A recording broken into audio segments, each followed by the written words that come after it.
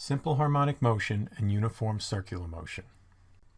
There is a deep connection between simple harmonic motion and uniform circular motion. Simple harmonic motion can be thought of as a one-dimensional projection of uniform circular motion. More on this soon. All the ideas we learned for uniform circular motion can be applied to simple harmonic motion. We don't have to reinvent them. So let's review uniform circular motion and then extend what we know to simple harmonic motion. Uniform circular motion is when an object moves in a circle subject to a force that is pointed towards the center of the circular motion. The object moves with a constant speed, that's where the uniform part comes from, but a changing velocity as its direction continually changes. The time it takes for an object to complete one trip around a circular path is called its period. The symbol is a capital T. Periods are measured in units of time. We will usually use seconds. Often we are given the time, that's a little t, it takes for an object to make a number of trips n around a circular path. In that case, the period is little t over n. The number of revolutions that an object completes in a given amount of time is called the frequency of its motion. The symbol for frequency is little f. Periods are usually measured in units of revolutions per unit time. We will usually use 1 over second inverses. Another name for second inverse is hertz. Frequency can also be measured in revolutions per minute, RPM, etc.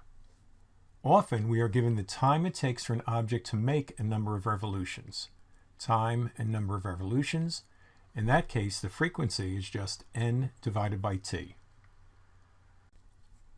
So we have our two equations for period and frequency.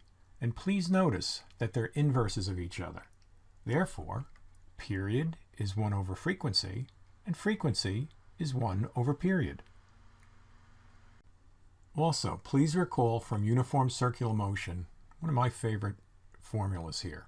The velocity is 2 pi r, where radius is the radius of your circle, and t is period. And then, since period is 1 over frequency, we get 2 pi rf. And the reason this is a favorite, this goes back to one of the first equations we learned in physics, distance over time.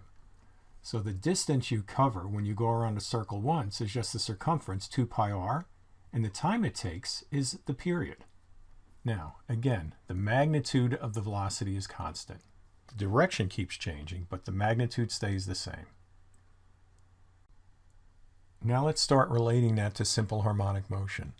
In uniform circular motion, an object completes one circle or cycle every t seconds, where that's capital T for period. That means it returns to its starting position after t seconds. In simple harmonic motion, the object does not go in a circle, but it also returns to its starting position in t seconds. Any motion that repeats over and over again, always returning to the same position, is called periodic.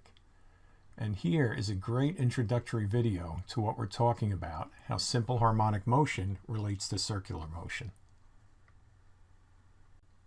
In the video on the previous page, the green ball, that's this right here, moved in uniform circular motion. That is, circular motion with a constant speed. It would go up and down in that little loop there. Well, you know what? Let's switch colors. You can't even see that. So we'll go to yellow.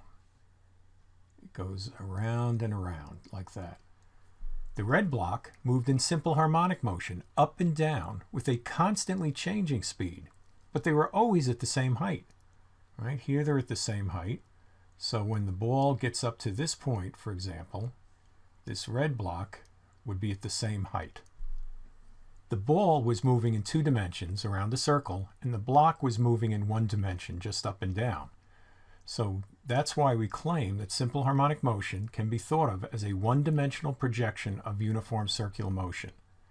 The ball's moving in 2 dimensions, the block is just moving in 1 up and down, and it's kind of like if you shined a light on the ball from this direction, it would put a shadow that would move up and down with that red block.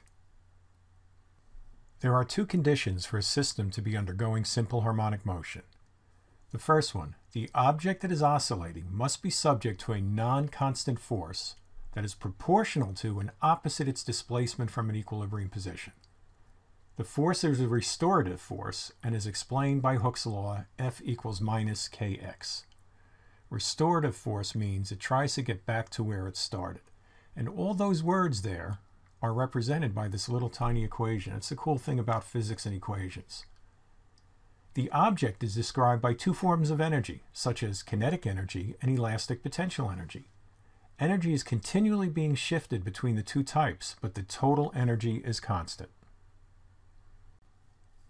Let's work a problem. A mass spring system makes 40 complete oscillations in 8 seconds. What is the period and frequency of the oscillations?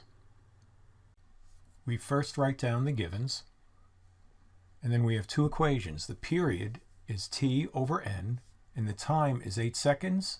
The number of revolutions or oscillations is 40. 8 divided by 40 is 0.2 seconds. The frequency is little n over t, so it's 40 over 8, which is 5 hertz. And please notice, these two numbers are inverses of each other. A simple pendulum oscillates with a period of 2 seconds. What is the frequency? We write down the given, which is a period of 2 seconds, and the frequency is just the inverse, 1 over t, 1 over 2, and we get 0.5 hertz. And of course, another way to write hertz is just second inverse, seconds to the -1. Same thing, or per second, you could say. A simple pendulum oscillates with a frequency of 25 hertz. What is the period? We write our given, which is the 25 hertz frequency. Period is 1 over frequency, so 1 over 25, 0.04 seconds.